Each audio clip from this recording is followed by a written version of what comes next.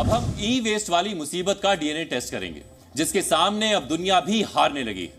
हम सबके पास mobile phone है, घर में टीवी है, लैपटॉप्स हैं और भी ऐसे बहुत से इलेक्ट्रॉनिक सामान हैं जो हर रोज इस्तेमाल होते हैं। लेकिन क्या आपने कभी यह सोचा है कि नया स्मार्टफोन खरीदने के बाद पुराने फोन का क्या हुआ? नया टीवी घर में आने के बाद पुराने टीवी का क्या हुआ? उस लैपटॉप का क्या हुआ जिसे खराब होने के बाद आपने फेंक दिया? शायद ही आपने इसके बारे में कभी सोचा हो। आज जिस तरह से देश दुनिया में इलेक्ट्रॉनिक सामान की चाहत बढ़ती जा रही है, वो गैजेट जहर बनकर अब हमारे वातावरण का गला घोट रहे हैं। ई वेस्ट पर यूएन की the global e waste monitor 2024 report जारी हुई है, जिसमें ई वेस्ट वाली सुनामी का जिक्र है। इस रिपोर्ट के मुताबिक वैश्विक स्तर पर सालाना 6.2 करोड़ टन इलेक्ट्रॉनिक कचरा पैदा हो रहा है। 2010 के बाद से देखें तो इस कचरे में 82% की बढ़ोतरी हुई है।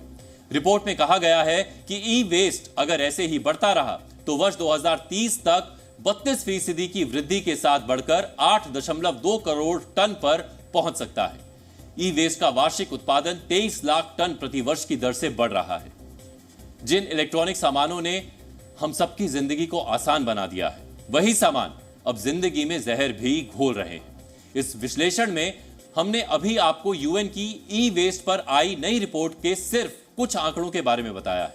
ई वेस्ट वाली मुसीबत के खतरे के बारे में हम आपको आगे बताएंगे, लेकिन पहले आपको सरल शब्दों में यह बता देते हैं कि ई वेस्ट आखिर होता क्या है।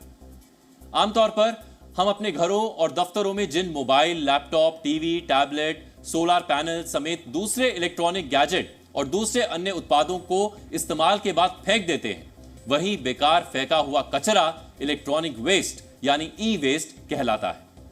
आप भी अपने पुराने टीवी, टैबलेट समेत इलेक्ट्रॉनिक सामान को या तो कबाड़ी की दुकान पर बेच देते होंगे या फिर फेंक देते होंगे।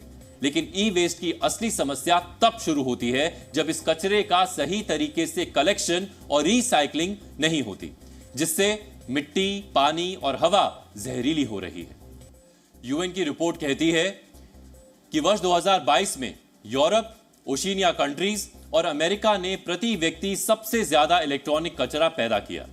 इस कचरे में यूरोप प्रति व्यक्ति 17.6 किलोग्राम के हिसाब से सबसे आगे है। इसके बाद ओशिनिया ने प्रति व्यक्ति 16.1 किलोग्राम ई वेस्ट पैदा किया। ओशिनिया ऐसे द्वीपों के समूह को कहा जाता है जो प्रशांत महासागर में फैले हुए हैं, जबकि अमेरिका ने 14.1 किलोग्राम कचरा पैदा किया था। इन देशों में ई वेस्ट को इकट्ठा करने और रिसाइकलिंग के साधन मौजूद हैं, इसीलिए इन देशों में ई वेस्ट की रिसाइकलिंग दर भी ऊंची है। लेकिन बहुत से ऐसे देश हैं जहां ई वेस्ट बड़ी मात्रा में निकलता है, लेकिन ना यहां ऐसे कचरे को इकट्ठा करने के पर्याप्त संसाधन हैं और ना ही रिसाइकलिंग के। रिपोर्ट के मुताबिक 2022 में पैदा हुआ ई वेस्ट का सिर्फ 22.3% हिस्सा ही इकट्ठा और रिसाइकल हो पाया था। वर्ष 2030 तक इलेक्ट्रॉनिक कचरे को इकट्ठा करने और रिसाइकलिंग की दर घटकर सिर्फ 20% रह जाएगी। आप जानकर हैरान हो जाएंगे कि दुनिया का करीब 1/3 यानी 2000 करोड़ किलोग्राम इलेक्ट्रॉनिक कचरा खिलौने, माइक्रोवेव ओवन, वैक्यूम क्लीनर और ई सिगरेट जैसे छोटे उपकरणों के रूप में पैदा हो रहा है। यह वो समस्या है जिसका अभी हमें बहुत ज्यादा पता नहीं चल रहा, लेकिन धीरे धीरे यह समस्या बढ़ रही है, जिसका पर्यावरण के साथ साथ हम सब पर भी बहुत बुरा असर पड़ रहा है।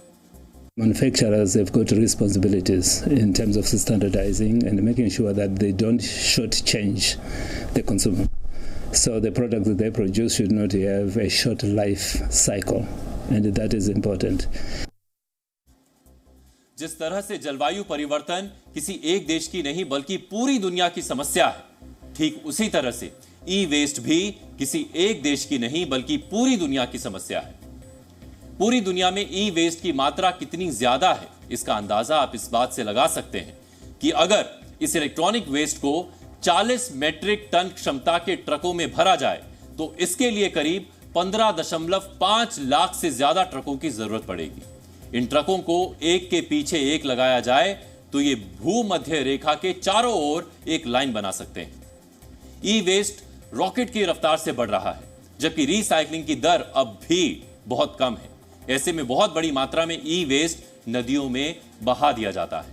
बड़े बड़े गोदामों में ई कचरा पड़ा रहता है, समंदर में फेंक दिया जाता है, जिससे पर्यावरण के साथ साथ जीव जंतुओं को भी नुकसान हो रहा है। वैश्विक स्तर पर रिसाइकलिंग की दर सिर्फ 12% दर्ज की गई है। 500 करोड़ किलोग्राम ई वेस्ट में छोटे आईटी और दूरसंचार उपकरण शामिल हैं, जिनमें laptop, mobile phone, GPS device और राउटर शामिल हैं। इस कचरे का भी केवल 22% हिस्सा ही इकट्ठा और रिसाइकल किया जा रहा है। सोलर पैनल भी ई वेस्ट का कारण बन रहा है। वर्ष 2022 में करीब 60 करोड़ टन फोटोवोल्टिक पैनल से ई कचरा निकला है। दुनिया भर में इलेक्ट्रॉनिक वेस्ट की बढ़ने की सबसे बड़ी वजह इलेक्ट्रॉनिक सामान की तेजी से बढ़ती खपत है। आज के समय में बाजार में उपलब्ध इलेक्ट्रॉनिक सामान की उम्र कम होती है, खराब होते ही इन्हें फेंक दिया जाता है। जैसे ही नई टेक्नोलॉजी आती है, पुराने को डंप कर दिया जाता है। अब आपसे हम जनरल नॉलेज का एक सवाल पूछते हैं। सवाल है कि दुनिया में सबसे कम ई वेस्ट किस देश से निकलता है? हो सकता है आपको इसका जवाब नहीं पता हो, तो इसका जवाब है अफ्रीका। अफ्रीका सबसे कम ई वेस्ट पैदा कर रहा है, लेकिन साथ ही वो इसे रिसाइकल करने के लिए भी संघर्ष कर रहा है, जहां इस कचरे के रिसाइकलिंग की दर 1% से भी कम है। ये आंकड़े कितने डराने वाले हैं, इसे समझने के लिए हम आपको कुछ और उदाहरण भी दे रहे हैं और आपको भी इन्हें ध्यान से समझ लेना चाहिए। वर्ष 2022 में स्मॉल ई वेस्ट यानी फोन, ईयर प्लग, इन जैसे छोटे इलेक्ट्रिक प्रोडक्ट से ही करीब 2 करोड़ 45 लाख मीट्रिक टन ई वेस्ट पैदा हुआ था और इस कचरे का कुल वजन इतना ज्यादा है कि इसके सामने गीजा जैसे 1-2 नहीं 4 पिरामिड भी मिला दें तो भी कचरे का वजन ज्यादा ही रहेगा। चिंता की बात यह है कि इसका बहुत छोटा सा हिस्सा ही रिसाइकल हो पाया है, जबकि बाकी का खुली जमीन पर रह गया या फिर नदियों और समंदर में पहुंच गया। इस ई वेस्ट के एक और साइड इफेक्ट के बारे में हम आपको बताना चाहते हैं, जिसका सच जानकर आप सोचने पर मजबूर हो जाएंगे।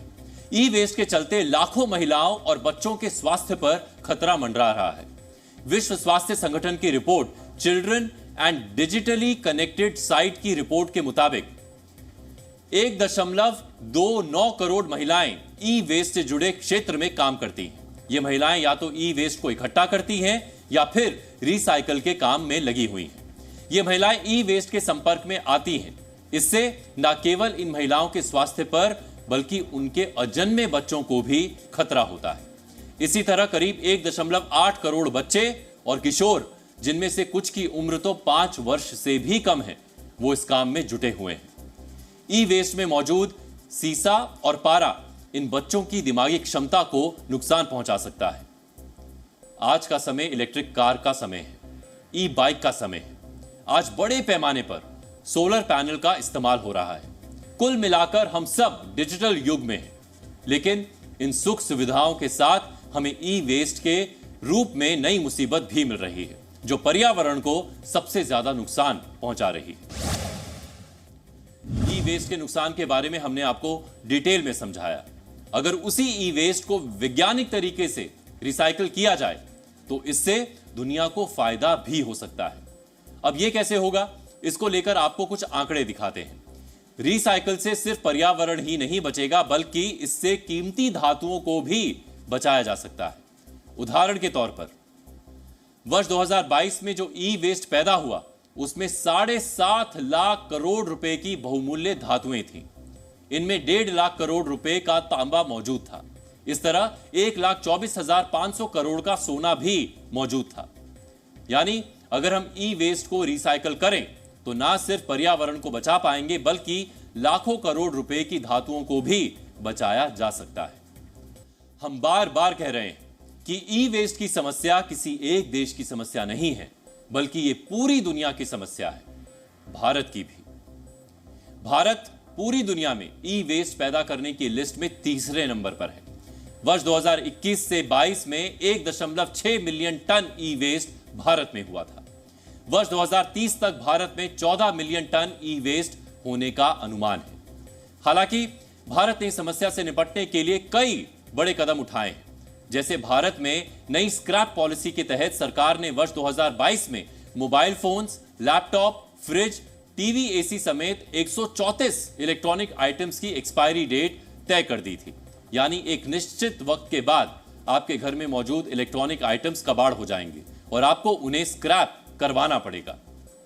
यह बिल्कुल वैसे ही है जैसे भारत में वाहनों की एक्सपायरी डेट 15 साल होती है, जिसके बाद वाहनों को सड़कों पर चलाने की अनुमति नहीं मिलती और उन्हें स्क्रैप करवाना होता है। उसी तरह अब इलेक्ट्रॉनिक सामान को भी एक निश्चित समय के बाद स्क्रैप करवाना होगा। जिस तरह से गाड़ियों की स्क्रैपिंग को बढ़ावा देने के लिए लोगों को एक डिस्काउंट सर्टिफिकेट दिया जाता है जिसका इस्तेमाल वो नई गाड़ी खरीदने में कर सकते हैं, वैसी ही पॉलिसी अब इलेक्ट्रॉनिक सामान के लिए भी तैयार की गई है। जिस तरह गाड़ियों की स्क्रैपिंग का काम रिसाइकलिंग एजेंसीज करती हैं, उसी तरह इलेक्ट्रॉनिक सामान के कलेक्शन और स्क्रैपिंग का काम भी प्राइवेट एजेंसीज कर रही हैं। इस पर जी न्यूज संवाददाता वरुण भसीन ऐसे ही एक ई वेस्ट मैनेजमेंट प्लांट में पहुंचे। वरुण ने वहां से एक रिपोर्ट भी भेजी है जिसे आपको देखना चाहिए। ई वेस्ट यानी कि कोई भी ऐसा इलेक्ट्रॉनिक और इलेक्ट्रिकल अप्लायंसेस जिसको कबाड़ की श्रेणी में डाल दिया जाता है वो ई वेस्ट माना जाता है। और हमारे देश में पूरे साल में लगभग आप सोचिए लाखों टन वो ई वेस्ट बनता है, लेकिन उसको किस तरह से उसका निस्तारण किया जाए उसको लेकर बहुत सी कोशिशें जारी हैं। सरकार कोशिश कर रही है। गवर्नमेंट का इसके पीछे जो नज़रिया है, जो ऑब्जेक्टिव है, वो ये दर्शाता है कि किसी को ये जिम्मेदारी लेनी होगी, अदरवाइज इस प्रोडक्ट की एंड टू एंड रिसाइकलिंग नहीं हो सकती। तो ये जिम्मेदारी सरकार ने वापस प्रोड्यूसर्स, मैन्युफैक्चरर, वो लोग जो कि इस प्रोडक्ट को मार्केट में प्लेस कर रहे हैं, सेल कर रहे हैं, उनके ऊपर ये जिम्मेदारी डाली है, जिसको हम बोलते हैं एक्सटेंडेड प्रोड्यूसर रिस्पॉन्सिबिलिटी। सो ये जो भारत में आई है एक्सटेंडेड प्रोड्यूसर रिस्पॉन्सिबिलिटी रूल, ये 140 देशों में सक्सेसफुल होने के बाद हमारे देश में आया है। और इसी के पीछे सरकार का यही नज़रिया है कि प्रोड्यूसर्स और मैन्युफैक्चरर्स ही ये इंश्योर करें कि आपका ई वेस्ट कलेक्ट होता है फ्रॉम कंज्यूमर एंड वो रिसाइकल होता है, जिसमें एंड में से उसमें मेटल की रिकवरी और जो उसके अंदर हजार्डस पदार्थ होते हैं उनका सेफ डिस्पोजल, ये जिम्मेदारी सरकार ने वापस प्रोड्यूसर को सौंप दी है। इसमें एक विशेष बात यह है कि it is not product versus product. ऐसा नहीं है कि एक प्रोड्यूसर को उसी का प्रोडक्ट कलेक्ट करना है, एसी के अगेंस्ट एसी कलेक्ट करना है, रेफ्रिजरेटर के अगेंस्ट रेफ्रिजरेटर कलेक्ट करना है। सो नियम इसके तहत बनाए गए हैं कि आपको मार्केट से कोई भी 60 मोबाइल फ़ोन कलेक्ट करने हैं, वो चाहे किसी भी कंपनी के हों, वो कहीं से भी कलेक्ट कीजिए और उसकी रिसाइकलिंग को इंश्योर कीजिए। सो इससे रिलेटेड जो एविडेंस होते हैं, जो सबूत होते हैं, वो आपको डॉक्यूमेंट्स के रूप में, वीडियोस के रूप में सेंट्रल पॉल्यूशन कंट्रोल बोर्ड को जमा कराने होते हैं, जब भी वो आपकी लायबिलिटी में से माइनस किया जाता है।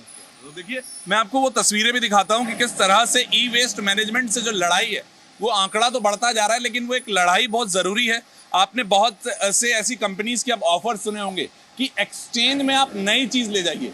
ये उसी से जुड़ी हुई है, क्योंकि अब कंपनी को अपना ही प्रोडक्ट नहीं, आप कोई भी 60% अगर आपने बनाया है, अगर आपने 60 पीस बनाए हैं तो उसके 60% इस वक्त आपको डिसमेंटल करना होगा 10 साल के अंदर, यानी कि उसको आप ई वेस्ट के थ्रू खत्म कर चुके हैं। इस चीज़ का प्रमाण आपको सरकार तक, सीपीसीबी तक पहुंचाना होगा।